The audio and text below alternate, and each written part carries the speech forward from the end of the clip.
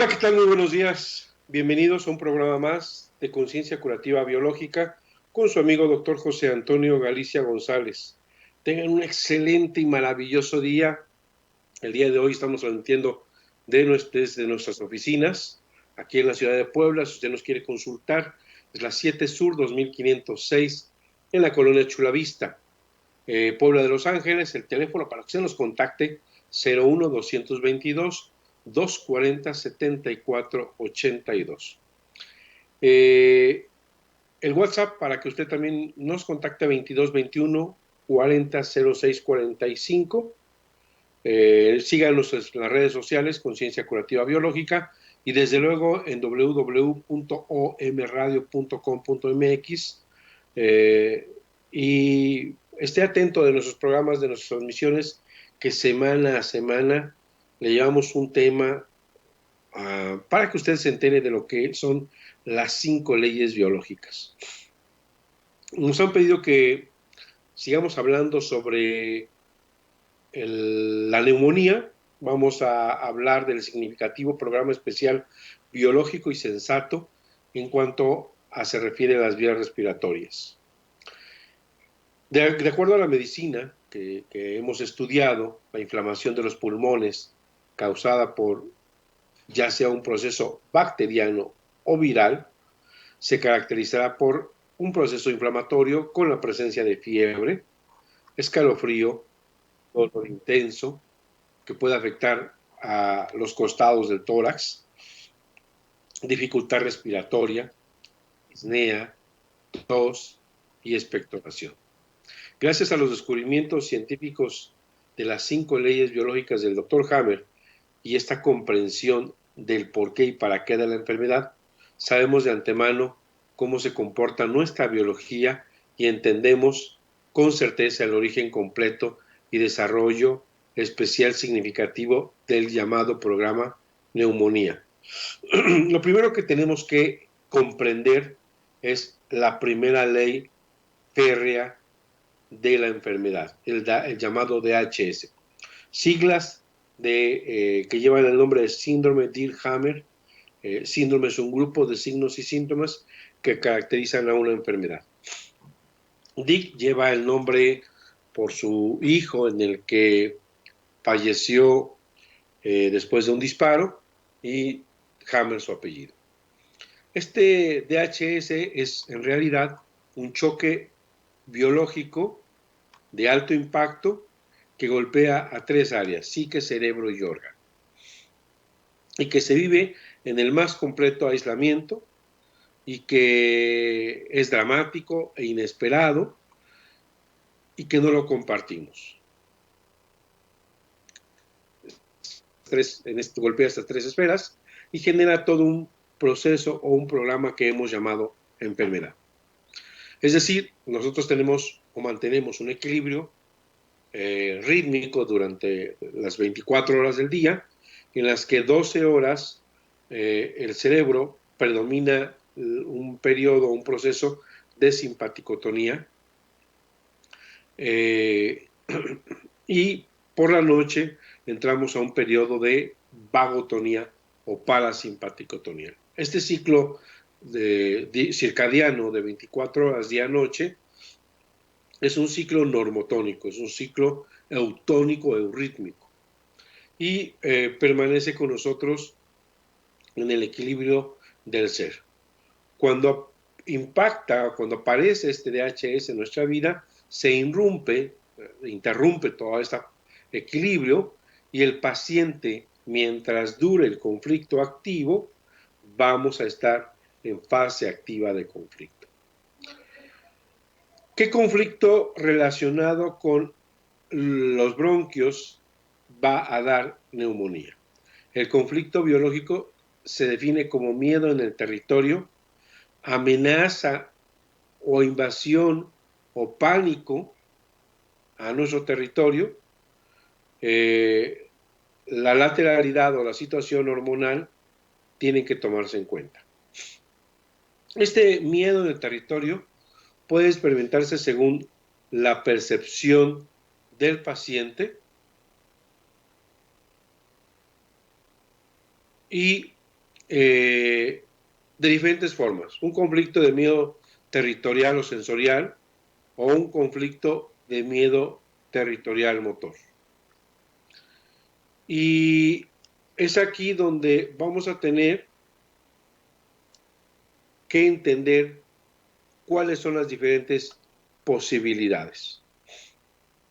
El conflicto sensorial, llamado así porque veremos el foco de Hammer en la corteza sensorial, será llamado neumonía en la fase de solución, con obstrucción parcial o total de las vías aéreas bronquiales o bronquiolisis, que sería la fase obstructiva, donde vemos una obstrucción y la reapertura de los bronquios con fuerte expectoración le vamos a llamar la neumonía. En la epicrisis va a haber mucha tos convulsiva, mucha producción de secreción agudizada, y referente al conflicto motor va a estar involucrada la musculatura bronquial, que en fase de solución habrá un proceso de tos o bien de asma, que en este caso va a estar en constelación del conflicto biológico del miedo territorial o bien de pánico o de no poder hablar mientras se tiene lugar la crisis curativa. Esto es muy importante porque vamos a poder entender muchas situaciones. El DHS impacta en el relé cerebral correspondiente en el área cerebral que ya mencionamos, y el programa gestionará los mecanismos biológicos con pleno sentido, en este caso en los bronquios. Y aquí es bien importante comentar que la tercera ley nos habla que en la fase activa del conflicto, el ectodermo hace una disminución celular o una ulceración, en este caso en la mucosa bronquial. Y en la fase de curación hace un proceso inflamatorio que es lo que nos va a llevar a la neumonía que conocemos todos. En la fase activa de conflicto vamos a ver la ulceración de la mucosa bronquial. A nivel de la psique vamos a tener pensamientos repetitivos de ese conflicto de territorio. El paciente día y noche va a estar viendo cómo salir de esa situación. Va a haber inapetencia, pérdida de peso, insomnio. Y vamos a tener una masa conflictual dependiendo, le llamamos, o la intensidad de los síntomas, va a estar proporcional a la intensidad del conflicto y al tiempo que duró en resolverse. Esa constante sumada vamos a llamarla masa del conflicto. Y va a ser tan pequeño como una tos, tan enorme como una insuficiencia respiratoria agudizada que puede llevar a morir. Esto es, va a depender mucho, en primera instancia, para que sea cuanto más grave la masa conflictual, si no se suma un conflicto de colectores que, sumado a la vagotonía o la fase de curación de bronquios, este de colectores en fase activa y el de bronquios en fase de vagotonía o de curación, harían la suma de estos dos un síndrome de túbulos colectores que también puede poner en peligro la vida del paciente. Esto es muy, muy interesante porque nos vamos a dar cuenta que una situación de enfermedad puede ser tan simple o tan compleja como y que va a depender mucho de la masa del conflicto y el tiempo que duró, es decir, qué tan grande fue, intenso y golpeó el conflicto y qué tiempo duró en resolverse. No es lo mismo una persona que crea que puede enfermar de una infección viral a una persona que estuvo con un paciente que tosió y sintió cómo le cayó el flush en sus manos y sintió que ha estado viendo videos y ha estado, cree en el contagio como una posibilidad de enfermarse y morir, y entonces esa persona, hombre o mujer, se va a sentir verdaderamente apanicada. Y si ese estrés, de aquí a que la consulta al médico, de aquí a que le hacen un test, de aquí a que, etcétera, es muy intenso, cuando venga la fase vagotónica, a lo mejor le van a decir a las semanas no tiene usted nada, va a entrar en vagotonía y va a aparecer. Entonces va una prueba y puede salir positivo. Porque además el tema es otro tema que podemos hablar, pero el test ha sido y se está aceptando que ha sido inespecífico. Por ahí hay información, búsquenla, porque eso nos permite quitar un tema de pánico y miedo. ¿Cuál es el sentido biológico de esta situación en la que nos vemos metidos a través de este DHS? El sentido biológico perfectamente se ve en la fase activa de conflicto. Hammer habla que el ectodermo, en la fase activa de conflicto, está su sentido o su significado biológico. El primer criterio que hablamos del DHS, que se trata de un evento tan dramático que el paciente vive en soledad y sin compartirlo, sin avisarlo, en cuyo contenido de conflicto se sintió invadido por una amenaza que ha provocado gran pánico, gran terror en su medio territorial. Este puede ser su casa, su trabajo, su área de escuela. Inmediatamente la biología, dice Hammer, ya pensó por nosotros, dado que su diseño perfecto comienza en un programa biológico sensato en el que atiende a nuestro pánico, ayudándonos a tener las herramientas específicas para poder generar una acción que salvaguarde nuestra vida tanto como sea posible.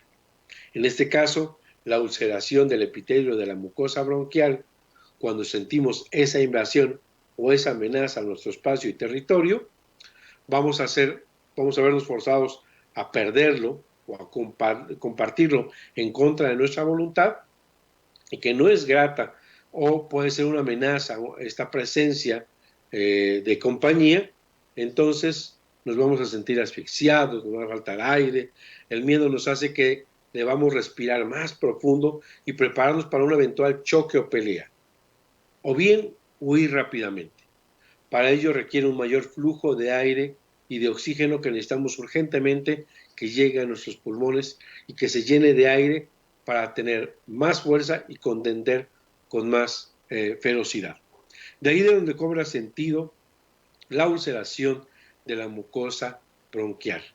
La cara interna de estos tubos bronquiales será más amplia y permitirá el mayor flujo y volumen de oxígeno que llegue directo a los pulmones. Y de esta forma nos ayudará a sentirnos menos asfixiados, menos invadidos, a tal punto de no quedarnos sin aire en nuestro propio territorio. Ese es el sentido biológico del programa sensato, biológico e inteligente que tiene la madre naturaleza para este fin determinado. Entonces, ¿qué pasa? Eso es en la fase activa de conflicto. ¿Qué pasa en la fase de vagotonía? En la fase de vagotonía, en la posterior a la solución del conflicto o la llamada conflictólisis, corresponde a la segunda etapa del programa. Por ello es preciso que ocurra la solución del conflicto que generó el programa biológico sensato, es decir, que pase lo que llamamos conflictólisis. Recordemos que en la segunda ley nos habla de que este equilibrio de simpaticotonía, vagotonía, se interrumpe por algo que llamamos DHS y que empieza un periodo de simpaticotonía. Ahí es donde se ulcera. Al llegar a la solución del conflicto que el doctor Hammer denomina conflictólisis, pasamos a una fase vagotónica A, un pico de simpaticotonía y una fase vagotónica B. En este periodo, en la fase de vagotonía que va a comprender la fase PCLA y PCLB, en medio de la crisis epileptoides, vamos a experimentar cambios a nivel vegetativo que serán puestos en marcha para llevarnos a la tranquilidad, a la curación. Y entonces el calor regresará al cuerpo, habrá aumento de la temperatura periférica, inclusive puede llegar a fiebre, habrá un extremo agotamiento o cansancio, inclusive para caminar o hacer un movimiento. Va a haber sueño profundo, pero solamente en la mañana, o en la madrugada. A partir de que sale el sol, el paciente se sentirá con menos riesgo y menos peligro y podrá dormir. Va a haber una fatiga por la mañana, además va a experimentar una sensación de relajación emocional y mental, pues los pensamientos obsesivos que mantenía alerta a la persona se han ido. En la fase posterior a la solución del conflicto A, vamos a tener un proceso inflamatorio, vamos a tener sudoración atípica, vamos a tener inflamación, una mayor cantidad de orina, puede haber el proceso de tos profunda y constante. Si el proceso del DHS fue intensa, la masa del conflicto fue intenso, en la fase PCLA aparecerá la que conocemos dentro de la neumonía como atelectasia, que sería el cierre de los espacios bronquiales. Y aquí aparecerá porque es el proceso reparativo de la úlcera haciendo un proceso inflamatorio, mecanismo de reparación. Ya en los libros de fisiología, si no mal recuerdo, del Guyton, viene el concepto de que la inflamación es un mecanismo propio biológico de curación. Y es ahí donde el cierre de estos espacios le hemos denominado atelectasia, que sería, en dado caso que fuese muy intenso, aparecería y sería la fase PCLA. Un conflicto que dura inclusive un año, lo primero que va a aparecer es la atelectasia. Todos estos síntomas, mayor o de menor intensidad, dependerán proporcionalmente a la masa del conflicto, con serias complicaciones si se suma un conflicto biológico llamado túbulos colectores en la fase activa de conflicto, y que la suma de la fase activa del conflicto de colectores más la suma de la fase vagotonía del programa biológico de territorio en bronquios nos va a llevar a un síndrome de túbulos colectores. ¿Y qué es este conflicto biológico relacionado con un conflicto de colectores o llamado por el doctor Hammer conflicto de prófugo? Es un conflicto biológico de abandono profundo, un conflicto existencial, un sentimiento de haberlo perdido todo, un conflicto de hospitalización, miedo a tener que ir a un hospital, miedo a ser hospitalizado, miedo a estar en un asilo, conflicto de refugiado, tener que dejar el país, la casa, el trabajo, estar fuera de mi casa, sentirse totalmente aislado, desalojado, expulsado o excluido de un grupo, de un clan, de una manada. Recuerde que estos programas biológicos igual se pueden extrapolar o ver claramente en el reino animal y en el vegetal. Los niños, los ancianos, los adultos mayores y las personas enfermas son muy vulnerables a sufrir este tipo de conflicto. Cualquier DHS puede implicar o acarrear un conflicto de abandono al sentirse completamente abandonado o cuando sufrimos un estrés emocional inesperado. Entonces, el síndrome de túbulos colectores se formará con la fase de PC, de simpaticotonía del conflicto de prófugo, más la fase PCLA de la mucosa bronquial. A esto le llamamos síndrome de túbulos colectores y que va a poner en peligro inminente la vida de la persona. Ahora, sumemos esto que les acabo de decir y veamos qué es lo que pasó. Observemos un poquito en nuestro ambiente. Aislamiento, llegaban al hospital y separaban a los familiares de quién fuese, niño, adulto, edad mayor, mujer, y los aislaban. Y no solo aislaban de los familiares, los aislaban verdaderamente. Tenían miedo al hospital, tenían miedo al hospital de ser contagiado, tenían miedo al hospital de ir a morir. Todo esto es importante que lo evaluemos para poder entender cómo fueron pasando toda esta cadena de enfermos que normalmente pasan en periodos de la vida. Una persona normalmente puede llegar con neumonía y puede tener atrás de él, no se ha valorado, la parte de la psique, a través de buscar en el alma el conflicto biológico que desencadenó este programa. En la psique habrá experimentado una calma y ya no habrá pensamientos obsesivos, habrá un periodo de relajación y mucho sueño. A nivel del cerebro vamos a tener el edema que se había formado con anillos concéntricos muy lineales, muy delimitados, va a empezar con un edema intrafocal y un edema perifocal.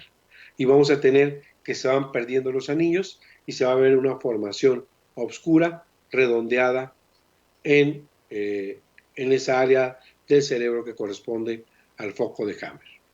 A nivel del órgano veremos un proceso inflamatorio de la mucosa bronquial que en la fase PSLA podrá llegar a ser atelectasia, que es el colapso completo parcial del pulmón entero o parte del lóbulo del pulmón. Propio proceso del proceso inflamatorio edematoso, predomina en medida la dificultad ventilatoria, va a haber respiración agitada, superficial, puede haber sibilancias, tos, junto con importante proliferación, es decir, crecimiento celular para reparar el tejido y crecimiento bacteriano para degradar el excedente. Y o puede haber la presencia de virus en caso de que estos existiesen para reparar la mucosa respiratoria. Estos microorganismos van a actuar removiendo y reparando estructuras dañadas en la fase de conflicto activo, es decir, del epitelio ulcerado, todo esto controlado desde la corteza del cerebro en el órgano afectado. Y vamos a tener la crisis curativa. Vamos a nuestro primer corte y nuestro espacio de nuestros patrocinadores y regresamos con ustedes en este precioso programa de por qué podemos y cómo podemos entender lo que pasó, las enfermedades respiratorias, la neumonía, todo esto que hemos visto desde las 5 leyes de la ciencia curativa germánica con su amigo doctor José Antonio Galicia. Vamos a nuestra primera pausa y regresamos con ustedes. No se vaya, estamos aquí en Home Radio transmitiendo pura energía. Vamos, cabina. ¿Quieres hablar con el doctor Antonio Galicia González? Teléfono en cabina 249-4602. Regresamos. Farmacia Homeopática Biomedic. Contamos con el más amplio surtido en laboratorios nacionales e internacionales. Contamos con material de acupuntura, medicina alternativa, oligoterapia, terapia floral, dinamizaciones, decimales, centesimales y un extenso surtido en tinturas. Teléfono 240-7482. Estamos en la 7 Sur 2506, Colonia Chulavista, aquí en Puebla, México. Farmacia Homeopática Biomedic, pequeñas dosis, grandes respuestas al cuidado de tu salud. Aunado a las medidas sanitarias que ya conocemos y que son de primera y de vital importancia, existe un medicamento que se ha usado con éxito en la India para prevenir la expansión de la epidemia del coronavirus. El Ministerio de Salud en la India repartió masivamente un remedio homeopático que es de muy bajo costo y muy fácil de conseguir. Los resultados son realmente alentadores y se pueden comprobar con los datos de los siguientes países, con fecha del 25 de marzo. China tiene cerca de 1,5 billones de habitantes y tuvo más de 81,000 contagios. Italia, que tiene solo 60 millones de habitantes, tuvo 69,000 contagiados. Estados Unidos tiene 333 millones de habitantes y tenía 55,000 contagiados hasta el 25 de marzo. Pero sorprendentemente, India, un país en vías de desarrollo muy cercano geográficamente de China y con una población de casi 1,5 billones de habitantes, similar a la de China, solo tenía 562 contagiados. ¿Qué están haciendo en la India? El Ministerio de Salud de este país distribuyó masivamente un remedio homeopático denominado Arsenicum album en la potencia 30 centesimal, indicando que se tomara 3 glóbulos diarios por 3 días y repitiendo la dosis al mes todo el tiempo que dure el riesgo de la pandemia. No es la primera vez en la historia que la gravedad de la enfermedad producida por una epidemia se logra disminuir considerablemente con el empleo de un remedio homeopático dado preventivamente a la población. De hecho, entre los médicos homeópatas a este remedio se le llama el genio epidémico. Encontrarlo es muy difícil, pero su utilidad es asombrosa. En la epidemia de la gripe española, en la que murieron 20 millones de personas, los pacientes tratados con la medicina convencional tuvieron un porcentaje de mortalidad del 30%, mientras que los casos tratados con la homeopatía redujeron el índice de mortalidad a 1.05%. En la epidemia del dengue se logró reducir la incidencia en los tratados con homeopatía hasta un 93%. Esta medicina que estimula las defensas del organismo específicamente para combatir los efectos de un posible contagio con coronavirus no es una vacuna, es decir, no puede evitar que el virus ataque tu organismo, pero sí puede darle a tu cuerpo la capacidad para combatirlo mucho más eficazmente. Te repito el remedio: Arsenicum album a la potencia 30 centesimal, tomando 3 glóbulos diarios por 3 días. Repetirlo cada mes mientras dure el riesgo de la pandemia en tu población. También puede aumentarse la eficacia de esta prevención tomando Brillone alba a la 30 centesimal, 3 glóbulos por 3 días a los 15 días de haber tomado el arsenicum y repetirlo el tiempo que dure el riesgo de la pandemia en tu localidad. Te insisto en que estos medicamentos se pueden tomar antes de contraer la enfermedad y por ningún motivo debes de dejar de seguir las indicaciones de las autoridades de salud ni de acudir a un médico si presentas algún síntoma. Porque cuidarnos está en nuestras manos.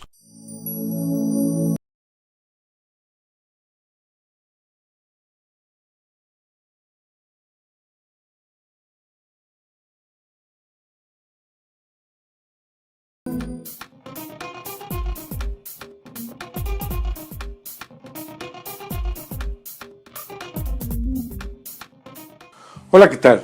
Soy el doctor José Antonio Galicia González, amigo de ustedes, especialista en la ciencia curativa germánica. Me han pedido que hable sobre el COVID-19 y las enfermedades que el día de hoy están azotando a la humanidad. Y lo digo azotando porque hay varias maneras de interpretar este azote. Lo primero que les quiero compartir es que venimos arrastrando muchos conceptos de salud de enfermedad, como el concepto de las enfermedades por microbios, agentes patógenos y virus. Venimos arrastrando conceptos de enfermedad como las enfermedades de transmisión. Tenemos un gran concepto de todos esos tipos de enfermedades, de la enfermedad por virus nuevos que se están desarrollando. Bajo las 5 leyes biológicas, la enfermedad se explica a través de 5 leyes. El origen de la enfermedad se da a través de un evento altamente traumático, sorpresivo y no compartido. ¿Y qué evento más traumático sino el miedo a enfermarme o a morir? Después se explica en la segunda ley que tiene 2 procesos la enfermedad.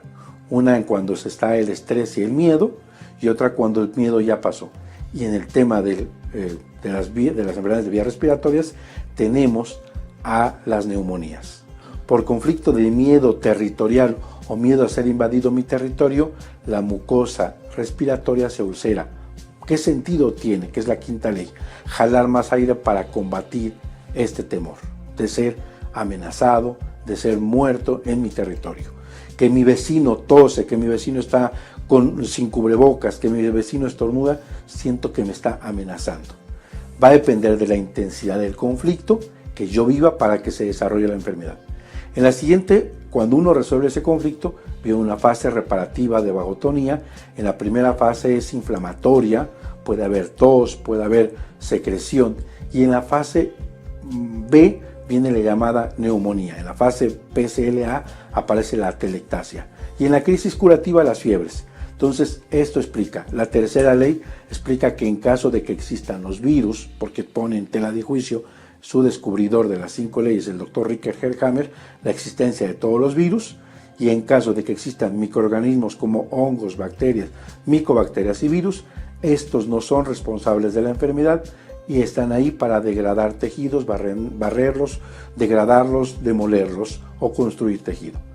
La cuarta ley. La tercera ley habla de esta correlación entre la psique, el cerebro y el órgano, y la 5ª ley habla del sentido biológico. Esta cápsula es para informarte que lo primero que tienes que hacer es evitar tener miedo, evitar tener pánico, quitarte el concepto del contagio como una amenaza real a tu vida, a tu salud, porque esto puede llevarte efectivamente a enfermar. Hay un conflicto biológico que dice el doctor Hammer que se llama algo me huele mal. es un miedo que puede estar latente y que no veo por dónde llega la amenaza. Eso ulcera la mucosa, que es en los animales es una vía de protección porque huelo al enemigo y entonces se ulcera. ¿Para qué? Para percibir el miedo. Cuando paso ese temor viene la llamada gripe, la mal llamada inflamación. Va a depender de la intensidad del conflicto y si esta persona se aísla o la aíslan, puede venir un último conflicto que está relacionado con algo que el doctor Hammer le llamó síndrome de abandono o de colectores, donde retiene el ser biológico agua e incrementa la intensidad de la inflamación y pone en riesgo la vida del paciente.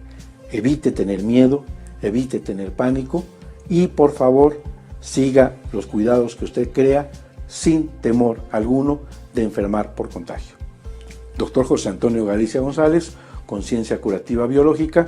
Me puedes contactar al 2221 400645, redes sociales, Facebook, Instagram, Conciencia Curativa Biológica.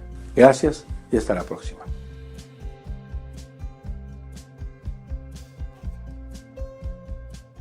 ¿Quieres hablar con el doctor Antonio Galicia González? Teléfono en cabina 249-4602. Regresamos.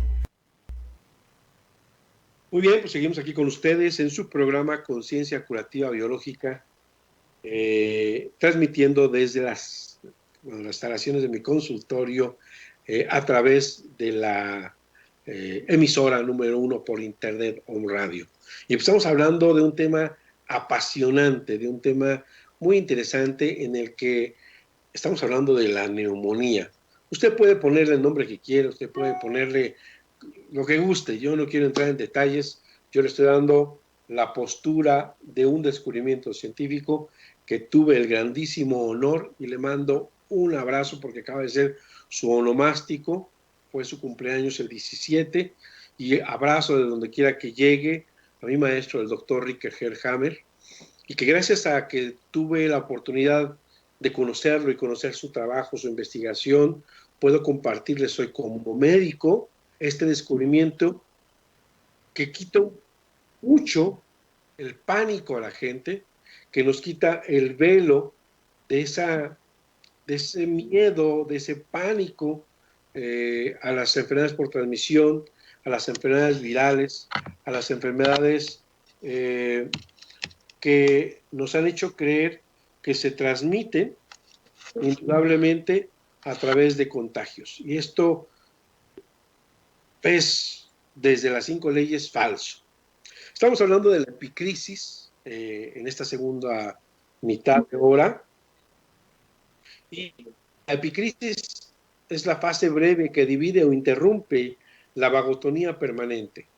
Esta epicrisis estará caracterizada por una lisis del tejido de la mucosa neumónica y con una extrema cantidad de tos convulsa, potente, a ratos imparable, con el fin de remover el edema, la mucosidad o poder aperturar los espacios bronquiales para poder meter aire.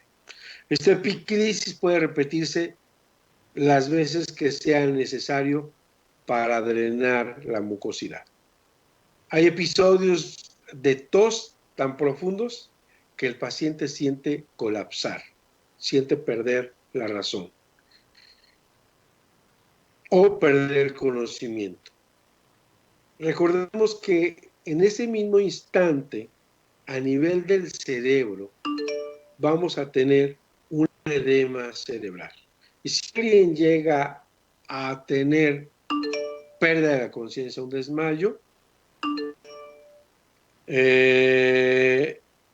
vamos a tener la razón de que sea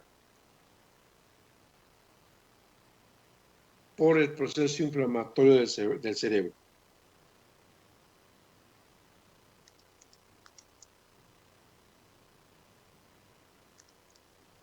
Es que te está teniendo problemas mi invitado, por eso es que le estoy esperando que me dé un dato. Pero bueno, es importante que continuemos. Y entonces va a haber un edema, tanto localizado como una edema en el cerebro.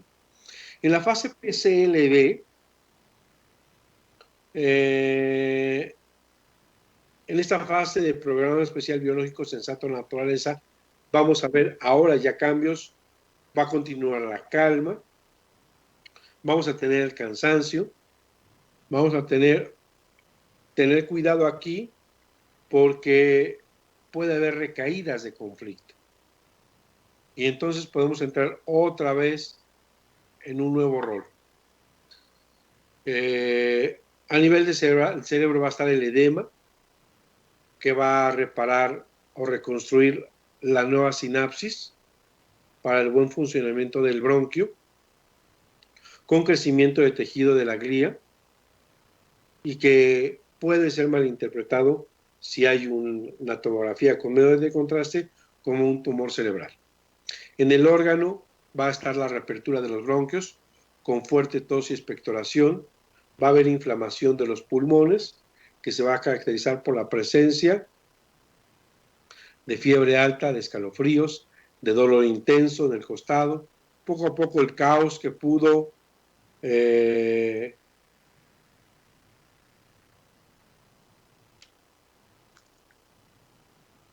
haber reinado, se va a ir mitigando.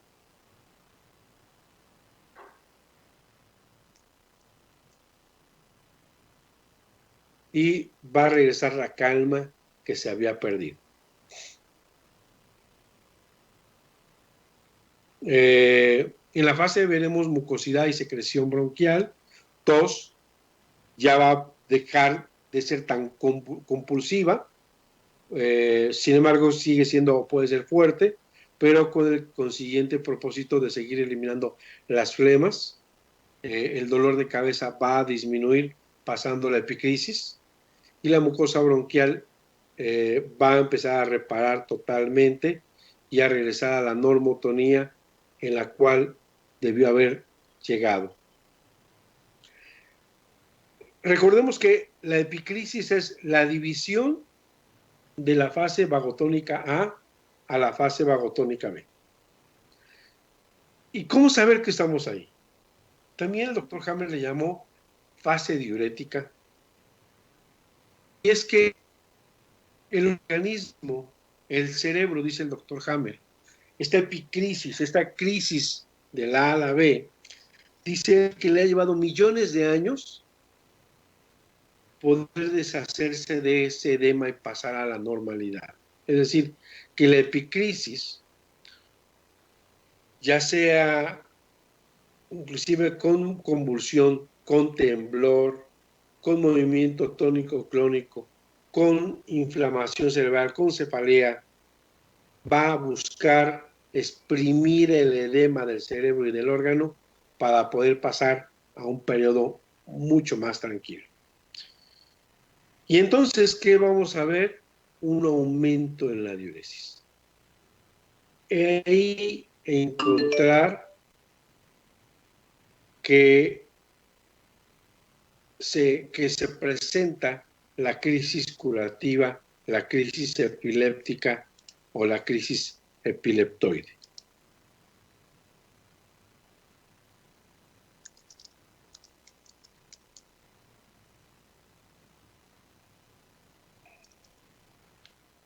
Entonces, es importante entender qué pasa en este programa y qué pasa cuando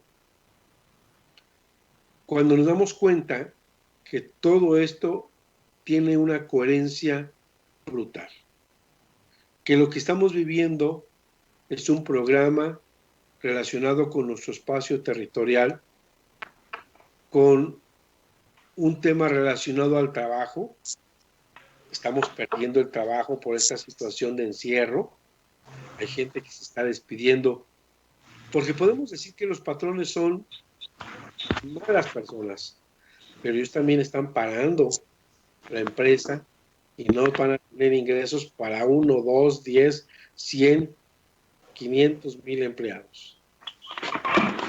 Esto verdaderamente mueve y hay que tener una situación de observación para que no se repita.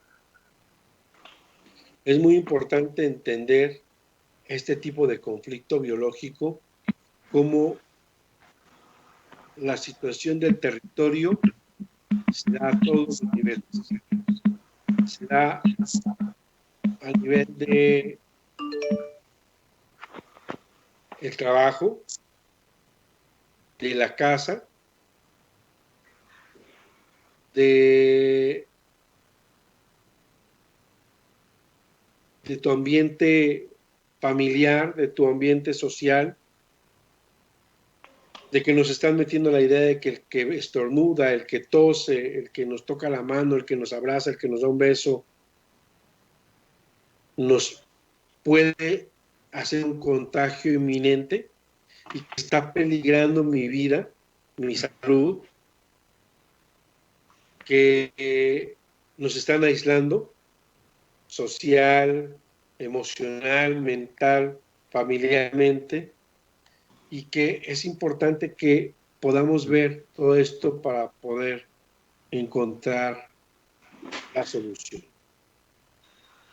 Muy bien, estás con nosotros, Igor. ¿Te encuentras ya? Hola, hola, buenas tardes, querido amigo José Antonio, ¿cómo te va? ¿Cómo estás? Bien, me da gusto que hayas aceptado la invitación. Fíjate que acabo de platicar precisamente cómo se desarrolla una neumonía. Y yo recuerdo, amigo, que hace si no mal recuerdo, un mes y medio, no, hace unos meses, estoy alucinando porque fue antes de COVID, pasaste por un periodo de neumonía muy severo y tú ya tienes bastante conocimiento de la nueva medicina germánica. Hemos estado ya compartiendo tiempo largo, experiencias, conocimiento, y me gustaría que compartieras a nuestro auditorio cuál fue tu conflicto biológico, por qué no lo compartiste, si es posible que nos compartas, qué pasaste en la fase vagotónica A y qué pasaste en la fase vagotónica B y cómo fue tu crisis, cómo saliste de esta situación, qué te ayudó a salir. Tenemos unos 9 minutos, 10 minutos máximo, pero me encantaría que me compartieras tu experiencia. Bien, entonces, bueno, encantado. Voy a ser lo más breve posible. Efectivamente, esto fue hace algunos meses. Yo salí del programa de la neumonía a fines de febrero. En diciembre es cuando empiezo la fase vagotónica, o en principio de enero. Mi fase de vagotonía duró alrededor de 60 días. Claro que yo no me acompañé de ningún fármaco, nada de la industria farmacológica, ¿no? Salvo homeopatía. Bueno, yo viví un conflicto de invasión durante aproximadamente unos 3 meses, con un invitado en mi casa, y para poder recibir a este invitado, con mucho gusto yo, digamos, fabriqué un cuarto, ¿no? Un cuarto que antes era un lugar mío, que era mi oficina, en donde yo tengo un montón de cosas personales, pero sin embargo yo con mucho gusto lo adecué para que fuera un cuarto confortable y, digamos, con todas las comodidades, ¿no? Entonces, este invitado usaba mi oficina como un cuarto, y muchas cosas de este invitado empezaron a parecerme invasivas, desagradables, costumbres, hábitos que no compatibilizaban con los míos y de mi familia. Entonces fue una estadía de cerca de 3 meses de esta persona, en donde yo estuve muy incómodo. Estaba con insomnio, todo esto en la fase activa, estaba con insomnio, no pude dormir bien en todo ese tiempo, me mantenía en alerta, etcétera, inapetente. Resulta que él se va y en fines de diciembre, y empieza inmediatamente mi vagotonía. Empiezo con una tos más o menos seca, que va increciendo durante ese mismo mes. Empiezo a tener cierto silbido al respirar profundo, el aire comienza a hacerse escaso para mí, y esto debido a que en la fase activa, como me imagino tú debiste excelentemente haber dicho, se produce una ulceración de la mucosa interna de los bronquios, y en la Claro. fase de solución hay una proliferación. Esta proliferación de la mucosa junto con una proliferación bacteriana para poder reparar los baches que quedan adentro del tubo bronquial, en la mucosa, claro, están entonces trabajando y de esta manera se cierran las vías aéreas y la verdad es que no se pasa nada bien. Durante ese primer mes hubo fiebre alta, estamos hablando de ectodermo, por ende la fiebre puede subir sin límite. Hubo fiebre alta que la controlé con frío, con paños fríos, la controlé de forma siempre natural, ¿no? Cuando llega la epicrisis, en ese tiempo, tenía la mala fortuna de además tener los túbulos colectores renales activos. Por eso es que yo tomé precauciones desde días antes de empezar, de saber que venía la epicrisis. Empecé con la homeopatía, que tú mismo me recomendaste, y empecé con un tratamiento de plantas medicinales para promover la regeneración de la mucosa, pero también eh, plantas medicinales expectorantes, ¿no? Que fueran capaces de abrir las vías aéreas y de quitar moco y ese tipo de cosas para tener una respiración de calidad. Pienso yo que esos detalles, sin duda, son los detalles que pueden salvar la vida. Eh, bueno, la epicrisis fue larga, fueron varias epicrisis. Recordemos que tenía los PCR activos, fueron alrededor de 6 a 8 días, me acuerdo, de muy fuerte epicrisis, con una lisis neumónica importante. Y bueno, eh, afortunadamente pasé ese periodo, entro a la fase PCLB, y si bien, bueno, y en la epicrisis había mucha expulsión de la mucosa, pero en una forma dura, cerosa. Ni siquiera era solamente flemas, ni siquiera era moco, era la expulsión, digamos, de fragmentos de mucosa bronquial. Eh, las toses son muy violentas. Y bueno, en la fase PCLB todo empieza a bajar de intensidad, así resumiéndolo, la mucosa se cicatriza, hay una muy breve etapa de moco, muy breve, y luego, digamos, la tos, después comienza, digamos, cuando la tos empieza a menguar, aparece también dolor intercostal, y bueno, normal que todo eso es producto de el esfuerzo tan grande de toser durante todo este tiempo.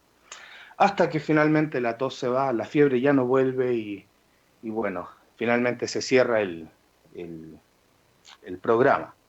Espero haber podido resumirlo bien. Muy bien, efectivamente. Platícame, ¿qué hubiese pasado si te hubieras internado en un hospital? ¿Qué hubiese pasado si te hubieran dado cortisona? ¿Qué hubiese pasado si te hubieran dado antibióticos, simpaticotónicos? ¿Qué hubiese pasado si esa tos hubiera sido de febrero a abril, ahorita? ¿Te imaginas qué catástrofe conociendo las 5 leyes? Sí, por supuesto, por supuesto. Bueno, una de las cosas fundamentales por las que no quise ir al hospital y decidí tratar toda la neumonía aquí en casa. Ahora que me acuerdo también usé acupuntura y digitopuntura, aquí mismo en casa. Me la autopractiqué.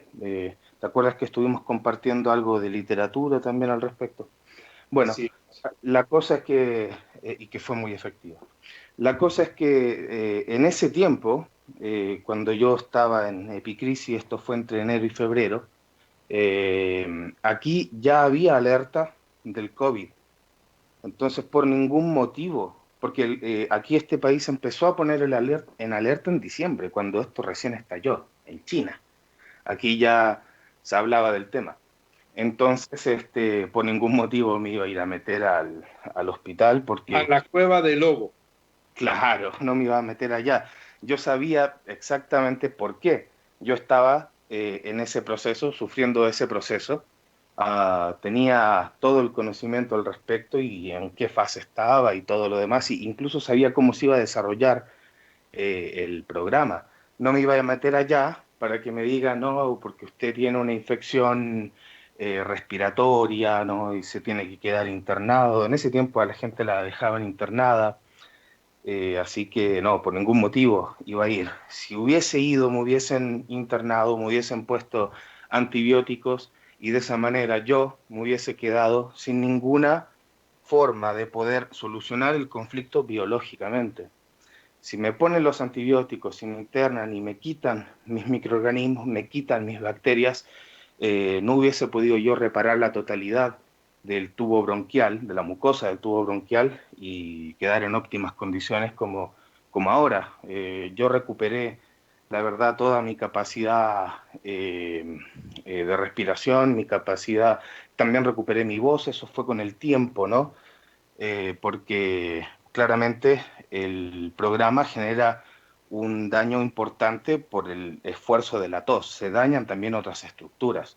Entonces la voz es lo último que se va recuperando. Pero si no hubiese tenido, si no hubiese contado yo con todos mis microorganismos, simplemente no hubiese podido salir adelante en un 100% de la situación que me tocó vivir. Y si no hubiéramos contado con amigos como tu servidor y mutuamente agradezco tu amistad y tu confianza y me permitiste apoyarte con homeopatía, con acupuntura, con plantas. Haber hablaba de que no es malo ninguna terapéutica, siempre y cuando no suprima la vagotonía, no sean simpaticotónicos, que favorezcan el proceso normal de curación. Exactamente. Y bueno, yo, tú sabes, estoy siempre totalmente agradecido contigo, no solo de tu amistad, como siempre, sino que también de ese apoyo, esa ayuda que me brindaste y que la verdad me hizo también aprender muchísimo, muchísimo. Así que estoy muy agradecido. Siempre te lo digo, yo creo que ya te debo tener aburrido de decírtelo. No, no, no, es mutua la amistad. Yo me siento también honrado con tu amistad. Sé la calidad de persona que eres, que eso para mí ya superó todo. Además, considero que es una persona con mucha capacidad intelectual, que ese nivel de comprensión hace que hablemos el mismo lenguaje. Yo también me siento honrado con tu amistad y de verdad que me da mucho gusto que pues experimentemos tanto tú como yo en nuestra familia, en nuestras personas y en los amigos, muchos de estos programas, como hablaba Hammer, leyes biológicas inquebrantables y que se reproducen en el 100% de las veces que los deseemos analizar. Me gustaría que te despidieras conmemorando el natalicio de mi maestro, el doctor Ricker G. Hammer, de lo que te ha dejado este conocimiento y me encantaría que me acompañaras en muchos más programas. Bueno, encantado. Tú sabes que siempre tengo la total disposición de acompañarte y que podamos desarrollar temas siempre relacionados a la ciencia curativa germana. Así que cuenta con ello cuando tú quieras. Y con respecto a Hammer, bueno, hace apenas unos cuantos días justamente se conmemora el natalicio. Hammer estaría de cumpleaños hace unos 3 o 4 días atrás, me parece que el 16, y 17. 16, 17. Sí. Ok. Bueno, somos muchos cada vez más los que nos sumamos a el legado que nos deja el doctor Rick Hammer, un legado que para mí proviene primero que todo desde el amor. Eh, Algunos dirán que viene desde la ciencia. Bueno, yo también soy científico. Hammer era un extraordinario científico, pero para mí el legado principal que deja es el amor, el desprendimiento, porque estamos hablando de dejar un antiguo paradigma que a muchos de nosotros nos puede traer incluso tremendas regalías, tremendas comodidades. Sin embargo, estamos siguiendo un legado que, que viene directamente del entendimiento hacia el otro ser humano, ¿no? Con la empatía que esto requiere. Estamos de alguna forma volviendo a ser respetuosos y abrazar lo que es la esencia misma del ser humano al entender su psique y el comportamiento del cerebro y el órgano en todo el desarrollo de un SBS. Y esto yo creo que es lo más importante que nos deja Hammer, es la humanidad dentro del rol que cumple el médico o el terapeuta o el tratante en las relaciones humanas con las personas. Creo que para mí ese es el legado más importante que nos deja Hammer, además de toneladas de conocimiento para derrotar esta ignorancia en la que estuvimos sumidos tanto tiempo en el sistema, ¿no? Eso para mí es lo fundamental. Así es, amigo, y yo te puedo decir, y ya tendremos el gusto de platicar, que cuando estaba con él, y con esto me voy a despedir, no solo generaba una paz, sino había una benevolencia y un amor profundo a la humanidad. Él peleó contra muchos intereses, poniendo su vida en peligro, tratando de que esta verdad se conociera, contra el sistema, contra el gobierno, contra poderes, contra sociedades, contra culturas, y siempre fue fuerte, inquebrantable, irrompible. Y me voy a despedir con dos frases muy bonitas que puede darnos a entender el trabajo de Hammer. La crueldad es la negación de la unidad de todos y un no lograr entender que cualquier acción contraria a otra se opone al todo y es por tanto una acción contra la unidad. Y desgraciadamente aquellas personas que lo hacen con sentido de causa y dañan, es un desamor. Por lo tanto, el odio o el desamor es contrario al amor. Es el polo opuesto, es el reverso de la ley de la creación. Es contrario a todo el esquema divino y es una negación del Creador. Amigo, te mando un abrazo. Gracias siempre por estar ahí. Sigamos compartiendo este conocimiento y nuestras experiencias de las 5 leyes biológicas a todo aquel que decía el doctor Hammer, estén abiertos en su corazón para recibir esta información. Un abrazo y hasta la próxima. Gracias a todos los que nos escuchan aquí en Conciencia Curativa Biológica, doctor José Antonio Galicia y el doctor Igor Gor.